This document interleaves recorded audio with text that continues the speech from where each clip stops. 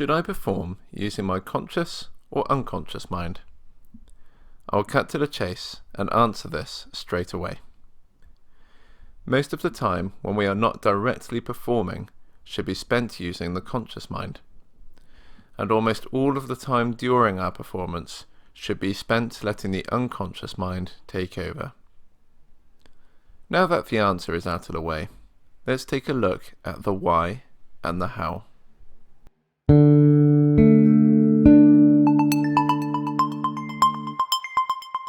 The intuitive mind is a sacred gift, and the rational mind a faithful servant.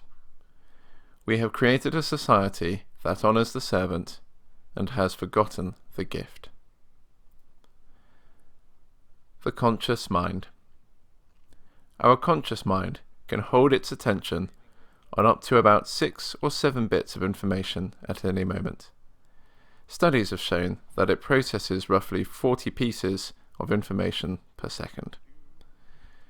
Using our conscious mind allows us to make logical sense of things. It works well with language, numbers, structure, and logic, and so the conscious mind is great for logistics and planning. The conscious mind falls short when it is directly applied to performance, because when a task requires a constant demand to respond instantaneously and naturally to the present moment, the conscious mind sabotages the process by trying too hard and controlling what it can't control. When told to relax, it tightens. When told to pay attention, it focuses on one thing and misses everything else. Its ability to make our body function efficiently is crude at best. This is called the law of reversed effect. Choking, or simply self-sabotage, or getting in your own way, and it is a result of recruiting conscious energy for something that is best left to happen unconsciously. The unconscious mind. The unconscious mind is vast. Whilst the conscious mind processes around 40 pieces of information per second, the unconscious mind processes around 11 million pieces of information per second.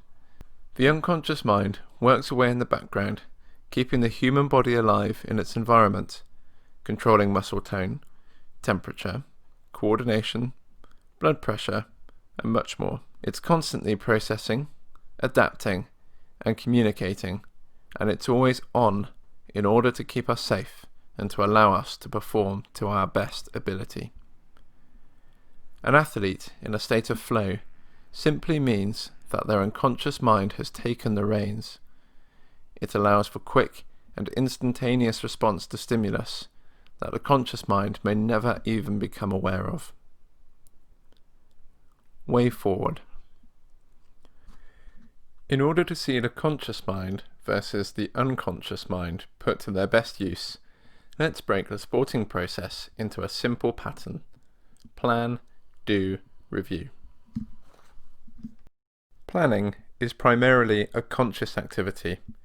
It is a slow and logical process that draws on strategies that are artificial constructs that only exist outside of nature, such as to-do lists and goal-setting tasks.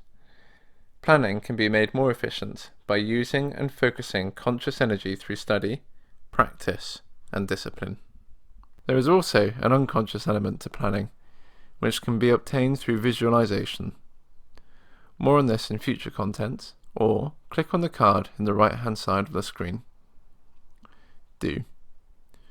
Doing works best when it is an unconscious process. In this instance, doing is the performance stage of an activity. The only element of doing that requires conscious attention is the final preparation stage. This might involve running through equipment and safety checks, and then beginning a process or ritual that allows the conscious mind to let go and the unconscious to take over. Review. The first stage of review is an unconscious process. This happens immediately after the performance and requires that we give the body and mind with uninterrupted time to let it store and process relevant information. It will begin to do this immediately after the event has taken place, and it will continue to do this over the next few nights of quality sleep, and perhaps even more depending on the personal impact of the event. The second stage is a conscious process. This is using our focus and attention to data mine for valuable information. Just like the planning stage, there are lots of artificial processes that can be used to increase our depth of understanding and development, and this requires the power of the conscious mind. In part 2 for this video, we'll look at how to stop the conscious mind from getting in the way of our own performance. Thank you for taking the time to watch this video.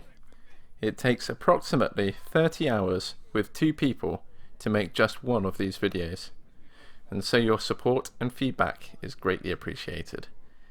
If you'd like to help to support these videos and receive some additional perks, then please click on the link below to become one of my Patreon patrons. You can also show your support for the channel by hitting the subscribe button. I wish you a pleasant life and awesome climbing.